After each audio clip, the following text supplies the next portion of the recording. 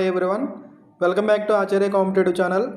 మనం ఈరోజు ఈ వీడియోలో ఆంధ్రప్రదేశ్ డిఎస్సి 2024కి సంబంధించి school assistant physical science syllabus గురించి డీటెయిల్గా ఎక్స్ప్లెయిన్ చేసుకుందాం. ఫస్ట్ మనకి పేపర్ తీసుకుంటే 80 మార్క్స్కి పేపర్ అనేది ఇవ్వడం జరుగుతుంది. ఇందులో వచ్చే క్వశ్చన్లు తీసుకుంటే 160 క్వశ్చన్లు ఇవ్వడం జరుగుతుంది ఫ్రెండ్స్. అంటే ఒక్కొక్క క్వశ్చన్కి హాఫ్ మార్క్ అనేది ఇక్కడ మనకి కేటాయించడం జరుగుతుంది. రైట్, నెక్స్ట్ మరి పేపర్లో మొత్తం 5 పార్ట్స్ ఉంటాయి. అందులో పార్ట్ 1 ఏంటంటే జీకే మరియు కరెంట్ అఫైర్స్, జనరల్ నాలెడ్జ్ మరియు కరెంట్ అఫైర్స్ నుంచి మనకి 10 మార్కులు అయితే వస్తాయి. 10 మార్కులు వస్తాయి కాబట్టి ఒక్కొక్క క్వశ్చన్ హాఫ్ మార్క్ కాబట్టి మొత్తం జీకే మరియు కరెంట్ అఫైర్స్ విభాగం నుంచి 20 క్వశ్చన్లు అయితే ఇవ్వడం జరుగుతుంది. రైట్, సో మరి జీకేకి మనం తీసుకోవాల్సిన బుక్స్ ఏంటంటే మనకి మార్కెట్లో చాలా వరకు పబ్లికేషన్స్ మీకు తెలిసే ఉంటుంది. మరీ ముఖ్యంగా ఇక్కడ మనకి ఎస్ఎన్ఎస్ జనరల్ నాలెడ్జ్ బుక్ అనేది ఒకటి రిలీజ్ చేయడం జరిగింది. దాంతోపాటు మీరు ఇంకా success series general knowledge book కూడా ఒకసారి మీరు ఆ రెండు కూడా మీరు చూడొచ్చు. నెక్స్ట్ ఇకపోతే కరెంట్ అఫైర్స్కి తీసుకుంటే లాస్ట్ 8 months కరెంట్ అఫైర్స్ అనేది మనం ఫాలో అయితే బెటర్ అండి. 8 months కానీ 6 months కానీ ఫాలో అవ్వాలి. మనకి ఎగ్జామ్స్ తీసుకుంటే మార్చ్లో ఉంటున్నది కాబట్టి so September, October, November, December 2023కి సంబంధించి, అలాగే జనవరి, ఫిబ్రవరి, మార్చ్ 2024 సంబంధించిన కరెంట్ అఫైర్స్ అంతా మనం కవర్ చేయాల్సి వస్తుంది. మరి దీనికి ఏ బుక్స్ తీసుకోవాలి సార్ అంటే షైన్ ఇండియా మ్యాగజైన్స్ తీసుకుంటే చాలా బెటర్ అండి. Monthly magazines shine India magazines ఉంటాయి, అవి తీసుకుంటే మనకి సరిపోద్ది. ఇది మనకి పార్ట్ 1. నెక్స్ట్ పార్ట్ 2 తీసుకుంటే పర్స్పెక్టివ్స్ ఇన్ ఎడ్యుకేషన్ అండి. పర్స్పెక్టివ్స్ ఇన్ ఎడ్యుకేషన్, ఇందులో దీన్ని మన తెలుగులో విద్యా దృక్పథాలు అంటారు. దీని నుంచి మనకు వచ్చే క్వశ్చన్స్ 10 క్వశ్చన్స్ అంటే ఎన్ని మార్క్స్ వస్తున్నాయి, దీని నుంచి 5 మార్కులు రావడం జరుగుతుంది. ఈ విద్యా దృక్పథాలని ఇక్కడ 6 యూనిట్లుగా మళ్ళీ సబ్ టాపిక్స్ ఇక్కడ మనకు డివైడ్ చేయడం జరిగింది. అందులో ఫస్ట్ యూనిట్ ఏంటంటే విద్య యొక్క చరిత్ర. అంటే అసలు విద్య అనేది ఎలా ప్రారంభమైంది, వేదకాలంలో విద్య ఎలా ఉంటుంది, ఇస్లాం కాలంలో విద్య ఎలా ఉంటుంది, బౌద్ధ మతంలోని, జైన మతంలోని, ఇలా విద్య అనేది స్వాతంత్ర పూర్వం విద్య ఎలా ఉంది, స్వాతంత్రం తర్వాత విద్య ఎలా ఉంది, విద్య యొక్క కంప్లీట్ హిస్టరీ అనమాట. Historical development of education in India అనమాట. ఇదంతా ఫస్ట్ యూనిట్లో మనం చదవాల్సి వస్తుంది. సెకండ్ యూనిట్ తీసుకుంటే ఉపాధ్యాయుని యొక్క సాధికారిత, టీచర్ ఎంపవర్మెంట్ అంటారు. అంటే ఉపాధ్యాయుడికి ఉండాల్సిన లక్షణాలు ఏంటి, ఉపాధ్యాయుడికి సంబంధించిన కాన్సెప్ట్ అంతా యూనిట్లో ఉంటుంది.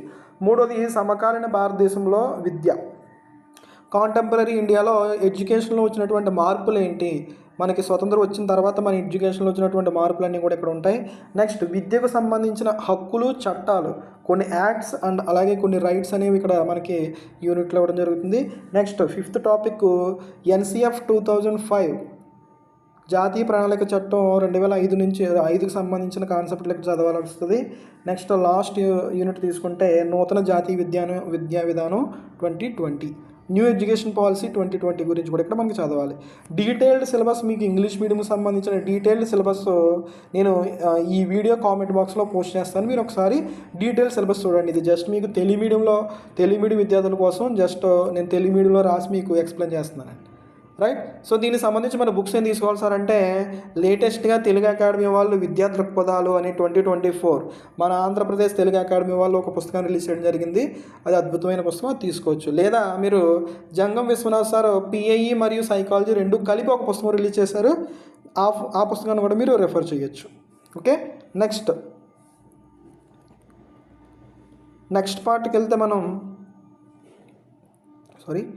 పార్ట్కి వెళ్తే మనకి పార్ట్ 3 తీసుకుంటే మనకి సైకాలజీ నుంచి కూడా మళ్ళీ మనకి సేమ్ 5 మార్క్స్ అనేది రావడం జరుగుతుంది. మొత్తం 10 క్వశ్చన్లు అయితే ఇవ్వడం జరుగుతుంది. ఈ సైకాలజీలో మనకి స్కూల్ అసిస్టెంట్ కాబట్టి ఇక్కడ మనకి 3 మళ్ళీ సబ్ యూనిట్స్ ఇచ్చారు. ఫస్ట్ యూనిట్ ఏంటంటే వైయక్తిక భేదాలు, ఇండివిజువల్ డిఫరెన్సెస్.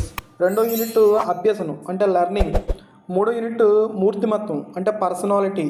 ఈ మూడింటికి సంబంధించిన కంప్లీట్ సైకాలజీ చదువుకోవాలి. మరి ఇక్కడ మనకి డిఎస్సిలో తీసుకుంటే SGT వాళ్ళకి స్కూల్ అసిస్టెంట్ వారికి సైకాలజీలో ఒకే ఒక యూనిట్ డిఫరెన్స్ ఉంటుంది. అదేంటంటే ఫస్ట్ యూనిట్ పెరుగుదల మరియు వికాసం అనే యూనిట్ ఇక్కడ మనకి స్కూల్ అసిస్టెంట్కి ఉండదు. మిగతాదంతా కూడా సేమ్ టు సేమ్ కామన్ అనమాట. ఓకేనా, దీనికి కూడా మనం ఏ బుక్స్ రిఫర్ చేయాలి సార్ అంటే SNS నాగేశ్వర సార్ బుక్ అనేది ఉంటుందండి సైకాలజీ, లేదా జంగం విశ్వనాథ్ సార్ ఇందా చెప్పాను కదా PIE మరియు సైకాలజీకి రెండు కలిపి స్కూల్ అసిస్టెంట్ డిఎస్సికి కూడా ఈయన రిలీజ్ చేయడం జరిగింది. ఈ రెండు కూడా మంచి పుస్తకాలు. ఓకేనా, నెక్స్ట్ మనం అసలైన కాన్సెప్ట్లోకి వెళ్ళిపోదాం. 4th part content. Fourth part content చూడండి ఒకసారి ఇక్కడ 40 మార్క్స్. అలాగే దీని నుంచి వచ్చే క్వశ్చన్లు ఏంటంటే 80 క్వశ్చన్స్ అండి, 80 క్వశ్చన్స్ ఇస్తారు. ఇక్కడ మన ఫిజికల్ సైన్స్ కాబట్టి ఫిజిక్స్ కంటెంట్, కెమిస్ట్రీ కంటెంట్ 2 రకాల కంటెంట్స్ ఉంటాయి.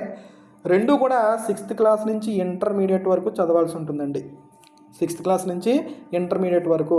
ఫిజిక్స్ తీసుకుంటే 20 మార్క్స్ ఉంటాయి, అలాగే 40 క్వశ్చన్స్ ఇస్తారు. అలాగే కెమిస్ట్రీ తీసుకుంటే 6 to ఇంటర్మీడియట్ 20 మార్క్స్ వస్తాయి, 40 క్వశ్చన్స్ ఇస్తారు. మరి ఏం చదవాలి సార్ అంటే ఇక్కడ నేను డీటెయిల్డ్గా ఒక్కొక్క లెసన్ పేరు నేను రాయడం ఇక్కడ అవ్వలేదు కాబట్టి నేను ఇక్కడ క్లియర్గా చెప్తున్నాను.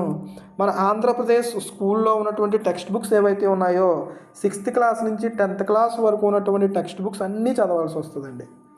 ఫస్ట్ మీరు చేయాల్సింది ఏంటంటే 6th class general science, 7th class general science. ఏంటి ఇక్కడ జనరల్ సైన్స్ అని ఎందుకు రాశానంటే ఇందులో ఫిజిక్స్, కెమిస్ట్రీతో పాటుగా బయాలజీకి సంబంధించిన కాన్సెప్ట్లు కూడా ఉంటాయండి, అవునా కదా? సో కాబట్టి మనం చదవాల్సింది ఏంటి, ఓన్లీ ఫిజిక్స్ మరియు కెమిస్ట్రీకి సంబంధించిన కాన్సెప్ట్లు చదువుకుంటే సరిపోద్ది. ఫిజిక్స్ మరియు కెమిస్ట్రీకి సంబంధించిన కాన్సెప్ట్లు ఏమేమి ఉన్నాయో అవి చదువుకోవాలి. నెక్స్ట్ 8th క్లాస్ నుంచి మనకి డివైడ్ అయిపోద్ది physical science, 10th class physical science. ఓకేనా? వీటితో పాటు ఇంటర్మీడియట్ టెక్స్ట్ బుక్స్ కూడా చదవాలి మనం. Inter first year physics and chemistry చదవాల్సి వస్తుంది, అలాగే inter second year physics and chemistry చదవాల్సి వస్తుంది. ఓకేనా? నెక్స్ట్ మరి వీటికి ఏ బుక్స్ ఫాలో అవ్వాలి సార్? ఖచ్చితంగా ఇందులో మనం ఫాలో అవ్వాల్సిన బుక్స్ ఏంటంటే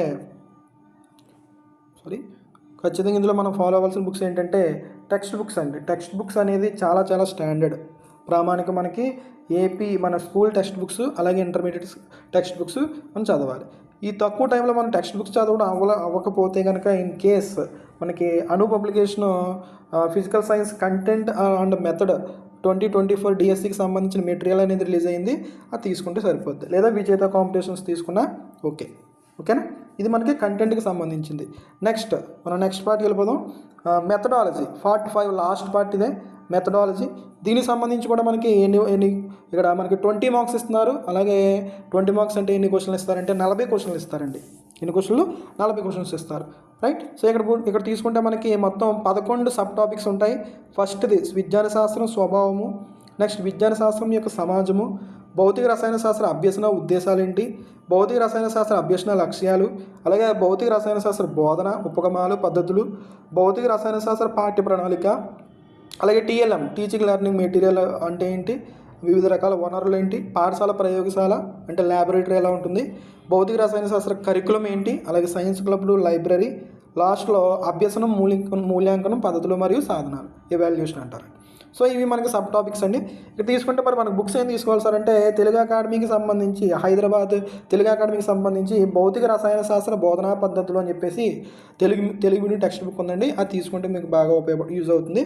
లేదా ఇందాక చెప్పినట్టుగా అను పబ్లికేషన్ వాళ్ళు మనకి స్కూల్ అసిస్టెంట్ ఫిజికల్ సైన్స్ సంబంధించి తెలుగు మీడియంలో ఫిజికల్ సైన్స్ మరియు మెథడాలజీ మెథడాలజీ 2 కలిపి కూడా బుక్ రిలీజ్ చేయడం జరిగిందండి.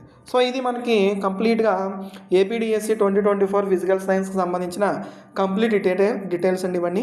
మీకు ఇంకేమైనా డౌట్స్ ఉంటే కనుక మనకి కామెంట్ బాక్స్లో కామెంట్ చేయండి. దీనికి సంబంధించిన అఫీషియల్ సిలబస్ ఇంగ్లీష్ మీడియంలో ఉన్న సిలబస్ కూడా నేను ఈ వీడియో కింద కామెంట్ బాక్స్లో పోస్ట్ చేస్తాను, రైట్? సో మరి ఈరోజు ఈ వీడియో మీకు బాగా హెల్ప్ఫుల్ అవుతుందని అనుకుంటున్నాను.